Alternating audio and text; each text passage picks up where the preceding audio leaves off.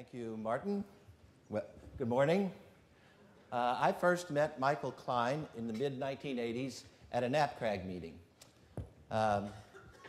Michael and I have only met face-to-face a few times down through the years, but he's been a mentor to me through his writing and by his example.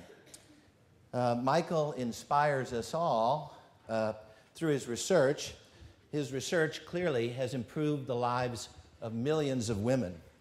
He inspires us with his tenacity and with his courage and with his persistence as well. Now, the saga of Michael Klein is the story of Michael's search for truth regarding episiotomy.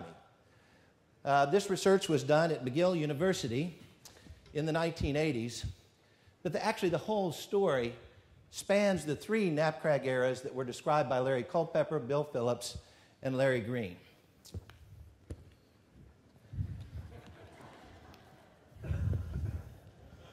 So, the saga of Michael Klein.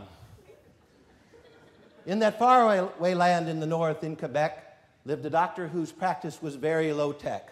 A family doc, accoucheur Michael Klein, who didn't like forceps or women's supine or electronic monitors, stirrups or sections, or enema shaving or IV injections. He hated electrodes and IUPCs and treatment of labor as if a disease.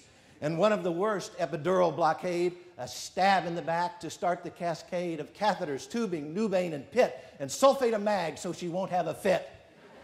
Blood pressure cuffs and punctures of veins, cesarean sections, Tucker McLean's, retained placenta, postpartum metritis. I'll bet you $1 she comes down with mastitis.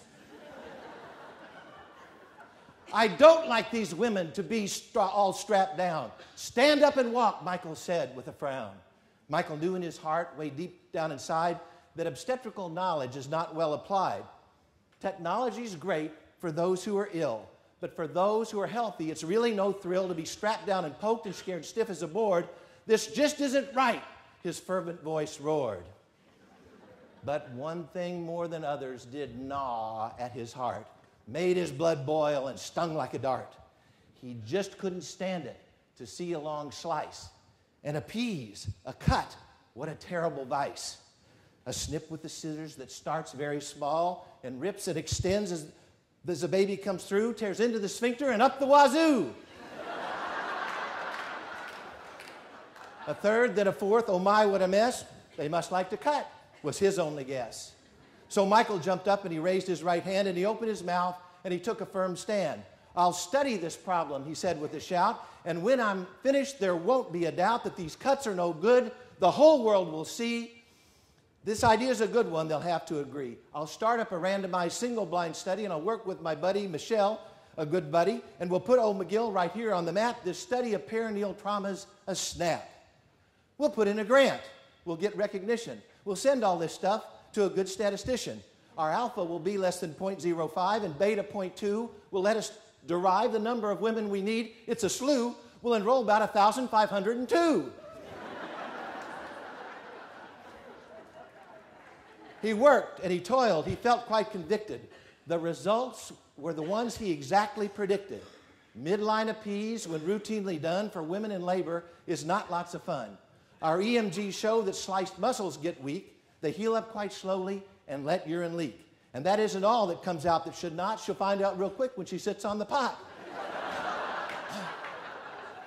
The relative risk of a fourth-degree rip is greater than 20 with each little snip. And all of us know if the rectum is torn, that a permanent hole is sure to be born that connects the vagina and rectal mucosa, and when it comes out then will make you nervosa.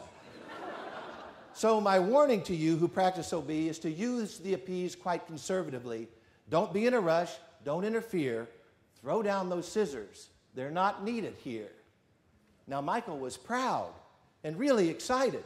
With his results, he was very delighted. He wanted to spread this good news he had found. He wanted to broadcast this stuff all around. But a funny thing happened. He couldn't believe it. No one would listen.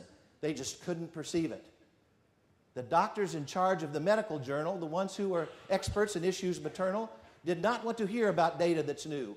It was hard to convince that conservative crew. No one will believe it, the editors cried, and they wrote down rejected with feelings of pride. And one after another, they all did the same. They suppressed this great knowledge.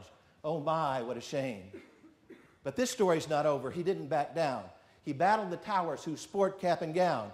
Then once, then again, then a third time, it's true. His papers were granted another review. And though 8 years late and quite overdue, all three ended up in the publishing queue. And now the world knew, both in Canada North and in states to the south, the new message went forth.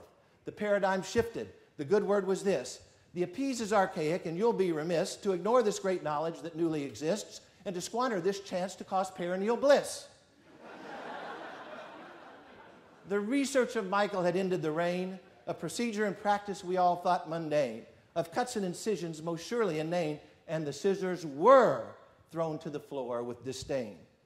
In just over a decade, the rate of appease of pelvic dysfunction and fourth gaping degrees had tumbled to levels that went far below the figures observed just a few years ago, from 60% of all getting cleaved to just 9 in 100 a cut to receive.